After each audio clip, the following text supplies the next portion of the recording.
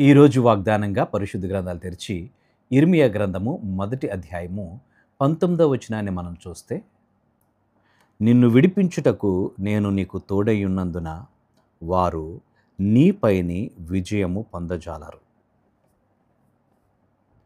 దేవుని నామానికి స్తోత్రం కలుగును గాక. ప్రభువు భక్తుడైనటువంటి ఇర్మియాతో మాట్లాడుతున్నాడు.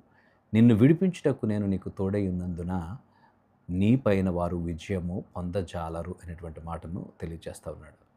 ప్రభునందు ప్రియమైన వారలారా, దేవుడు మనకు తోడై ఉన్నాడు గనుక మనపైన ఎవరు కూడా విజయము పొందజాలరు అనేటువంటి విషయాన్ని దేవుడు సెలవిస్తూ ఉన్నాడు. ఎవరైతే ఆయన యందు భయభక్తులు కలిగి దేవుని మీద ఆనుకుంటారో వారికి దేవుడు తోడై ఉంటాడు అని వాగ్దానం ఇస్తున్నాడు. ఆయన తోడుగా ఉంటాడు గనక వారు చేసే ప్రతి పనిలో ఆయన సహకారాన్ని, సహాయాన్ని అనుగ్రహించేటువంటి వాడుగా ప్రభువు ఉన్నాడు.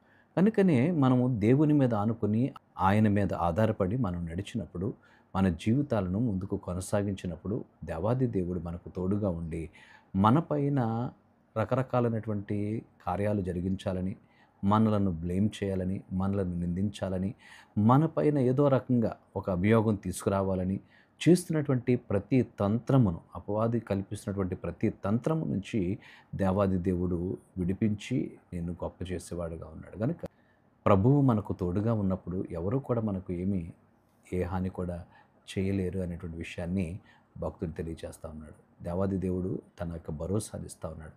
నేను నీకు తోడై ఉన్నాను కనుక వారు నీపైన విజయము పొందజాలరు.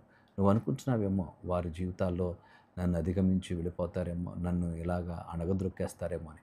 కానీ వారు నీపైన జయం పొందరు. ఎందుకంటే ప్రభువు నీకు తోడుగా ఉన్నాడు. నువ్వు చేసే ప్రతి పనిలో నీకు సాఫల్యతనిచ్చేటువంటి వాడుగా ఉన్నాడు. తన కృపను నీ ఎడల వెల్లడిపరిచి, బలపరిచి నడిపించే దేవుడుగా ఉన్నాడు. దేవుని యందు భయభక్తులు కలిగి ఆయన మీద ఆనుకున్నప్పుడు మన జీవితాల్లో దేవుడు తోడుగా ఉండి బలపరిచేవాడుగా ఉన్నాడు. కనుక ప్రభువుకు అప్పగించుకుని ప్రార్థన చేద్దాం. పరిశుద్ధుడా, ఈ కొద్ది మాటలు మా వెనుకల్లో దీవించండి. మీరు మాకు తోడుగా ఉండి మాకు జయమునిచ్చే దేవుడుగా ఉన్నందుకు నీకు స్తుతులు చెల్లిస్తున్నాము.